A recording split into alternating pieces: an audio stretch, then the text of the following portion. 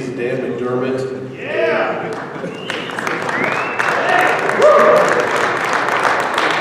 And I'm going to have Dave Lumper read his letter for Dan as well, so I want you to come up here.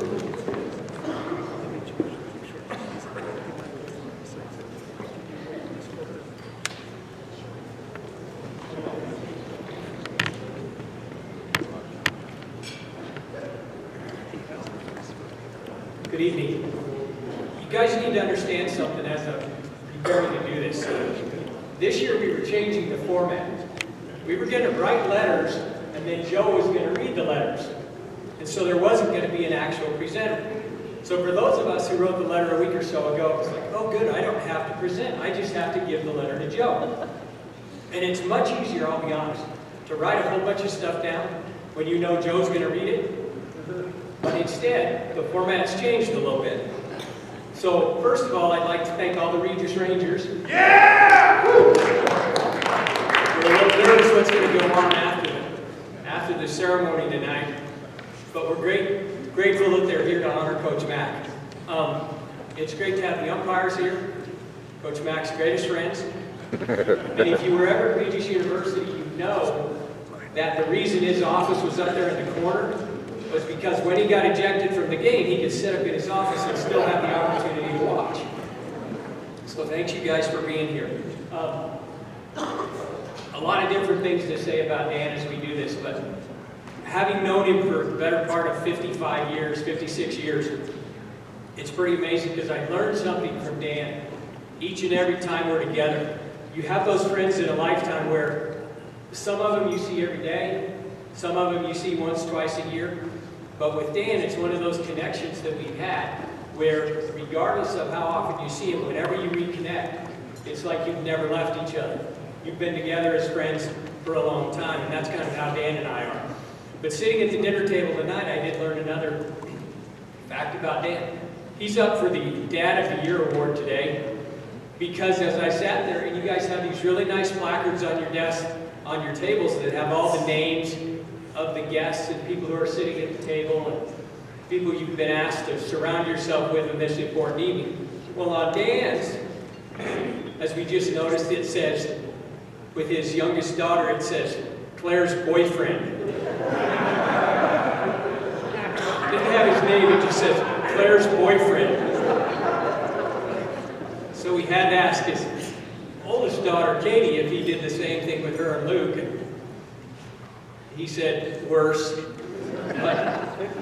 So he's up for the Dad of the Year award this year, but known Dan for 55 years. We played Little League Baseball together in a very different day and time.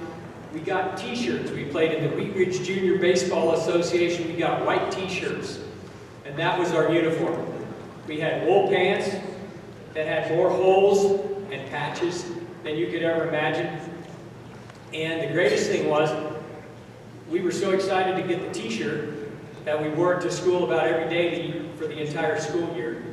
When we had picture day, you had to turn your t-shirt around so your sponsor's name was on the front. It said Crest Tile, Stodden Mobile, Falcon Car Wash, and that was our introduction to Little League Baseball. There was no travel ball. You went from Panorama Park in Wheat Ridge to Randall, maybe to Prospect Park if you went way out west, but that was your Little League experience. So as I started to write some things about Dan to reflect on this, that makes Coach Mack so deserving of this honor. First of all, he's won over 700 college games during his long and illustrious career. Unbelievable number of games at all different levels. He loves the game and the amazing opportunities that it provides his players, as well indicated by the great support from you guys. His coaching never changed, whether he's coaching at the college level or coaching the Mighty Dragons from St. Peter and Paul Elementary School. It never changed. His approach was the same, to make it a positive experience for each and every one of his players. He really understands that coaching is relational and is based on relationships. And they were much more important, as Coach McLaughlin said, than the score or the records. He always treated his players fairly, but he never treated his players the same. And I think that was very important. I think the kids got a really good indication of how Coach Mack was with that. He somehow found a way to balance coaching with raising a very large family. The family always came first, with the exception of what Claire pointed out the other day, with the exception of a few first communions, confirmations, and other important events that he had to miss for baseball games. He somehow found a way to maintain harmony when his wife was the athletic director of a nearby school that competed in this very same conference. Not an enviable situation for many of us, but somehow he found a way for him and Joan to make it work. He always treated everyone with respect, from the grounds crew to the custodial staff, even to the game officials. Sometimes he had a much better relationship with the maintenance workers, we didn't really have a grounds crew, but the maintenance workers and the custodians and so on, than he had with a lot of the administrators he worked with. He always wanted, his main goal was to have every player have a really positive experience from when they left his program. He was unique in another way. He was the only coach in America who had a working fireplace in his office. He created a highly competitive collegiate program by recruiting mainly Colorado players. It was very important to him to provide Colorado players with the opportunity to pursue baseball at a higher level. He loved to always take you to lunch at one of Colorado's finest Italian eating establishments in North Denver. I think we hit them all numerous times. Another exciting thing, Dan will be inducted into the Briarcliff Hall of Fame this February on the opening weekend of his spring season. The amazing thing about this is, when that information was shared with the opposing coach by one of his assistants, Dan would never have shared that information with him. The coach said, well, we're going to reschedule the game. And understanding a collegiate schedule and a college schedule, that's very, very difficult to do. The coach said, we will reschedule the game so you can go to Iowa and be inducted into the Briarcliff Hall of Fame, because I'm not going to play you without you being there. And I thought that was a real tribute to Dan and the respect that he's earned with the other coaches that he competes against. He's probably been invited to more weddings, baptism, and is asked to speak at more funerals than anyone I've ever known, due to the impact he's had, the great impact he's had on the people around him. He was, is, and always will be a great representative of Colorado baseball. Coach McDermott and I always had these lengthy philosophical discussions in his office in front of the fireplace. And we always talked about the coach with our own sons, what kind of coach you would want your son to play for. We'd look at other coaches and we'd dissect them in many different ways. And what I always came away with was, Coach McDermott was the kind of coach I would like my son to play for. And I think that the gentleman in this room would reflect that. I would have been proud to have Coach McDermott coach my son. Without further ado, I'd like to present Mr. Dan McDermott for his induction into the Colorado Dugout Club Hall of Fame.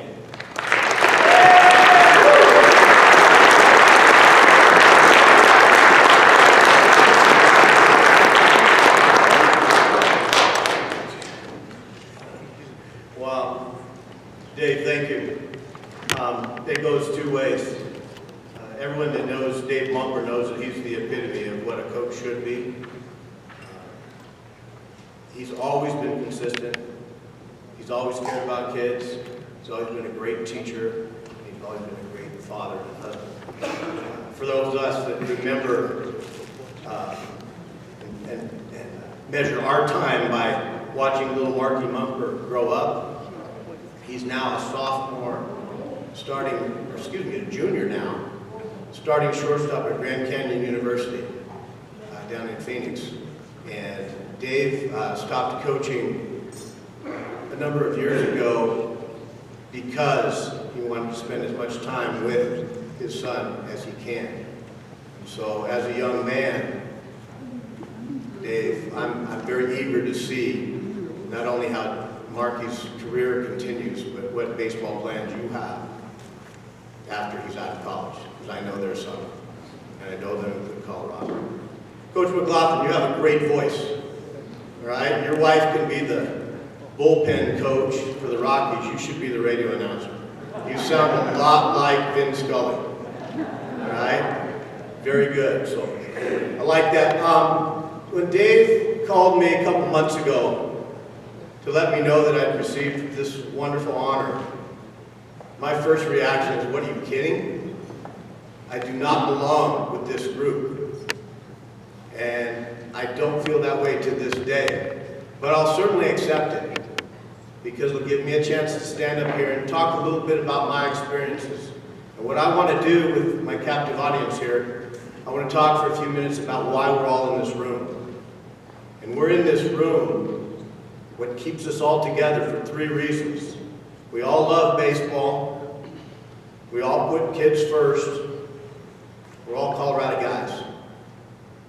And that's what I want to talk about. I've heard the phrase many times in my life, surrounded by greatness. And what does that mean? And when I think about not only the people in this room, but the coaches and the people that I've been lucky enough to have been in my life, I know what surrounded by greatness means. So I've got a few notes here. I'm going to say some names. Some will be redundant, but they're all very important people to my life. Coach Johnson, Coach Bo and I used to make fun of you with your glasses, and I left mine in the car. So now I'm getting paid back, so I'm going to try to read off of this and go from there.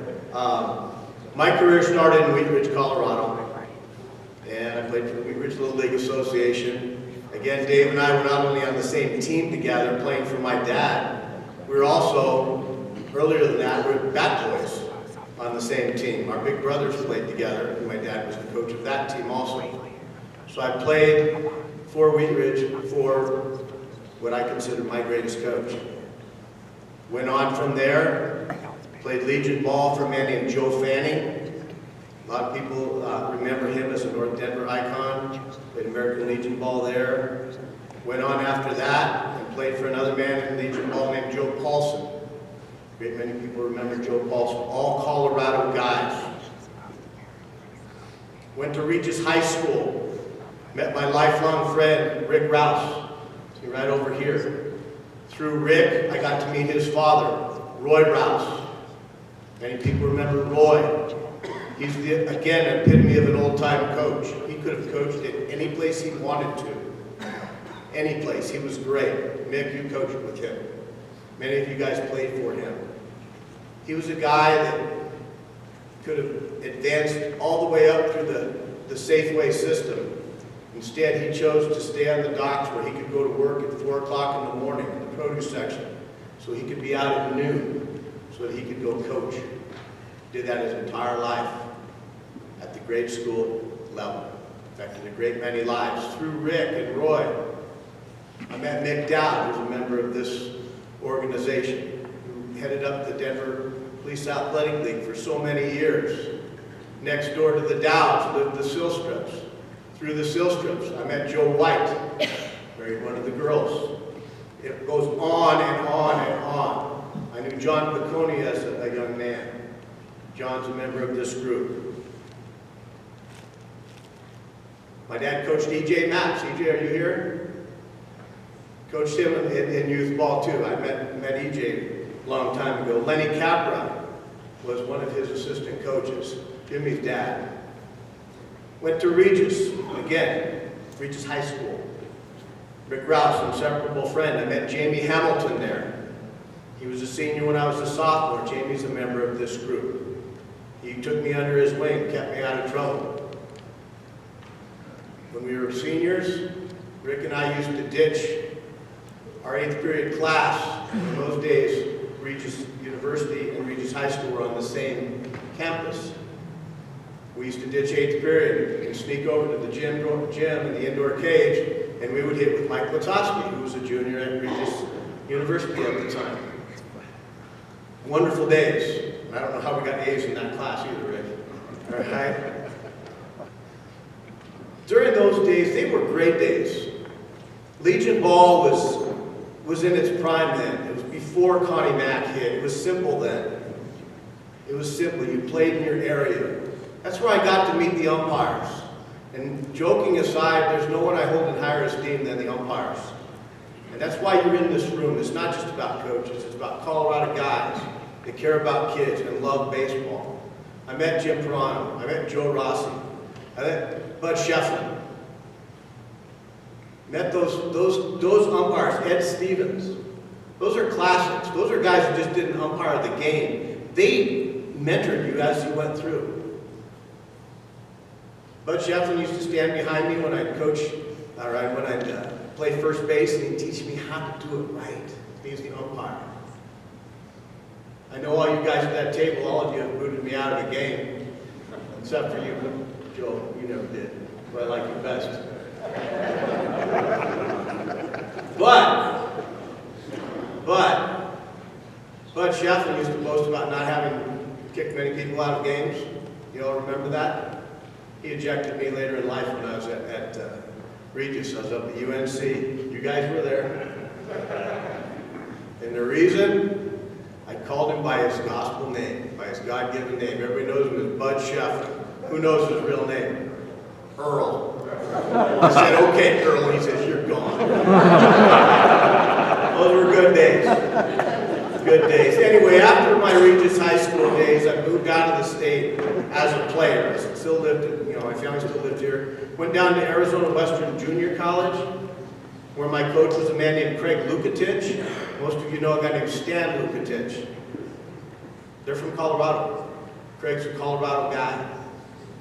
From there, played a couple of years, moved on up to St. Mary's College up in Northern California. Played there. 2 great years, 2 fun years. Came back home. During those summers of college, I played, amateur ball. Played for the Broomfield Athletics, George Goldberg. Remember that name. Played for the Colorado Truckers, Bob Ekstrom. Remember that name.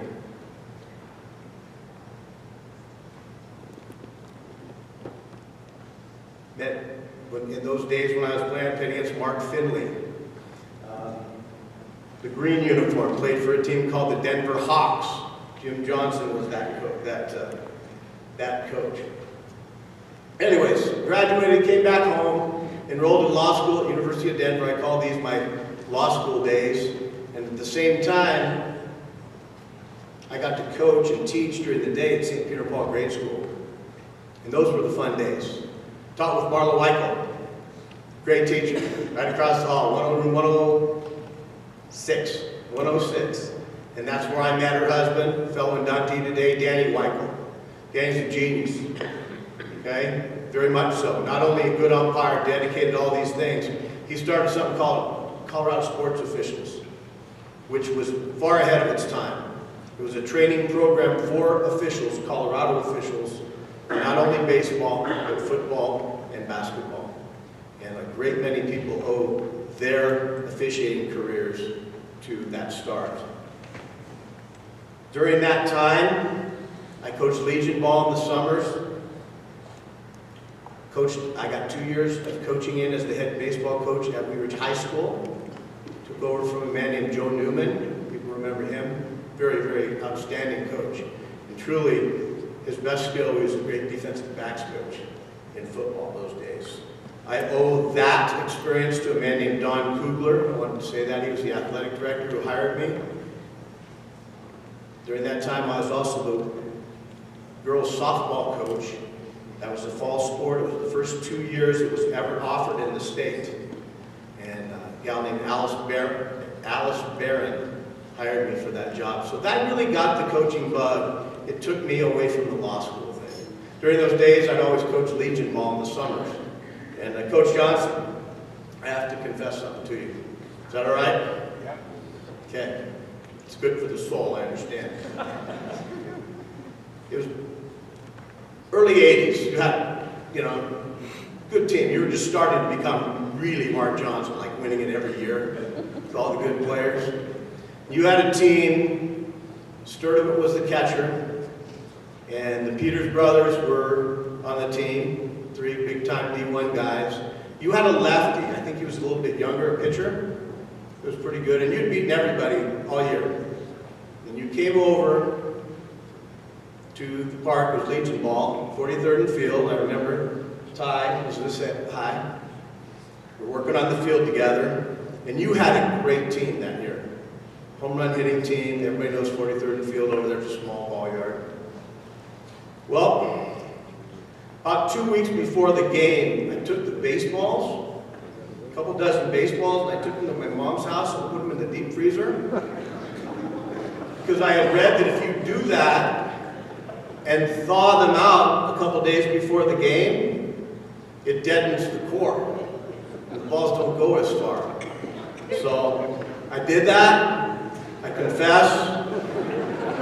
We still lost, but it was only 2-1. I don't know if you remember that. So I feel a lot better. Some of you young coaches that are writing that down now, put it part of your playbook, go and do it.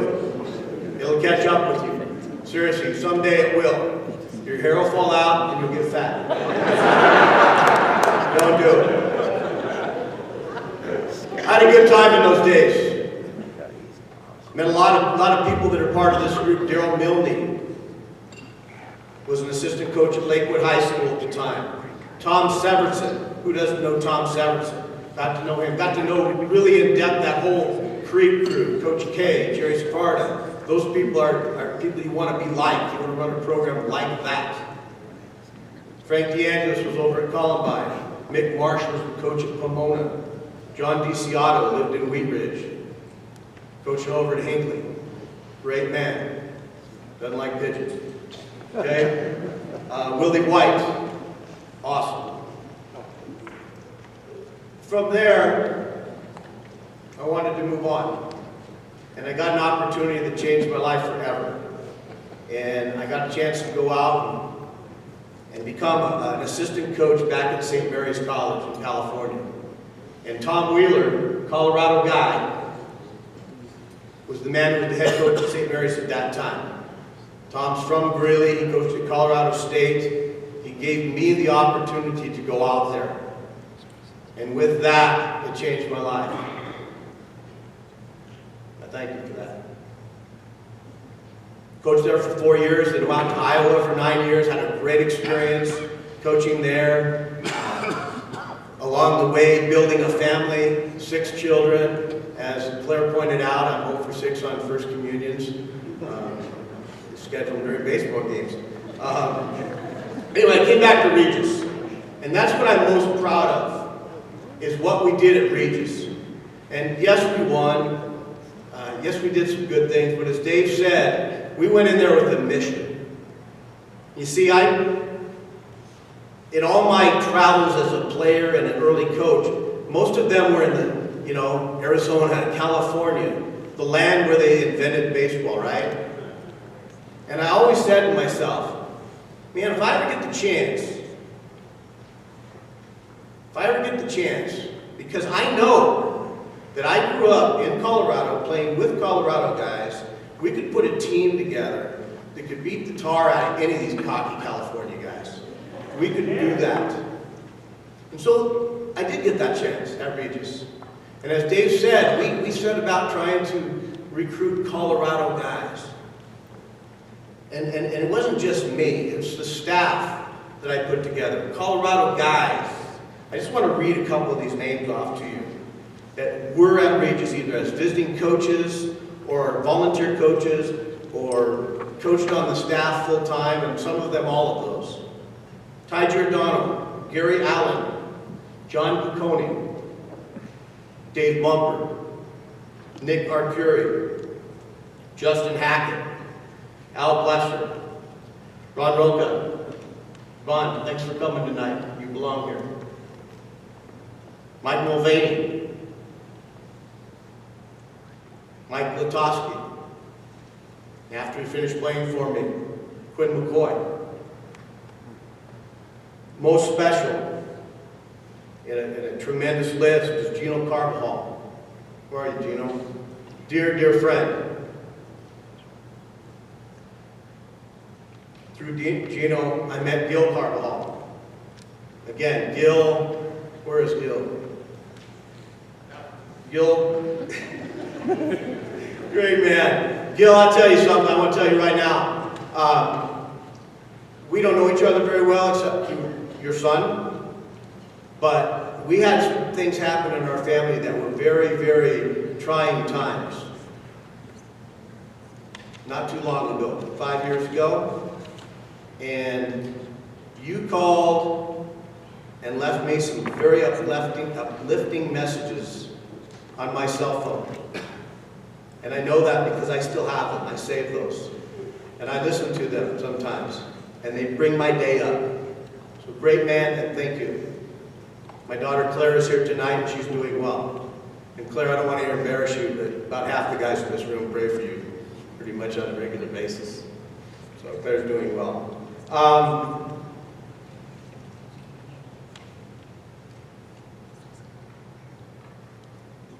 Just last, I'm almost done, Dave. Michael, I'm almost done. It's time for you. My family.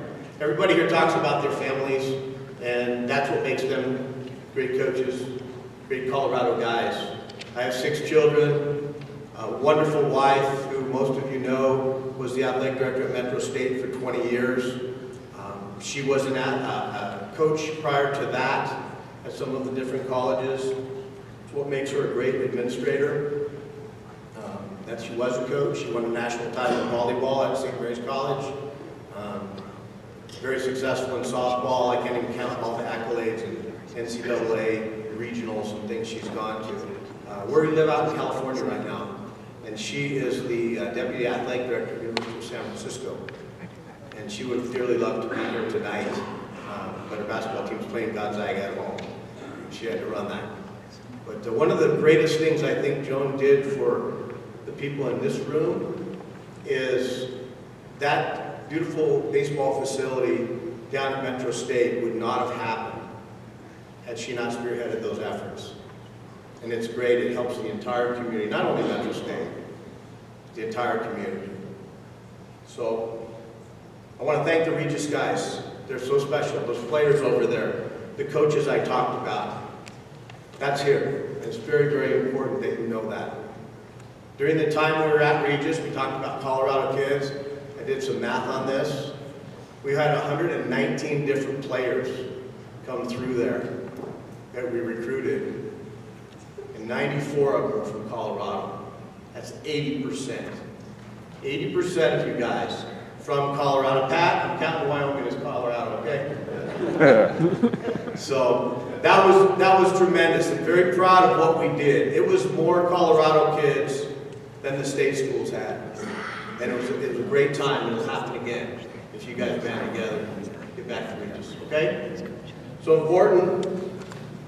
In closing, I want to salute what I consider the ultimate Colorado guy, Mike Latoski.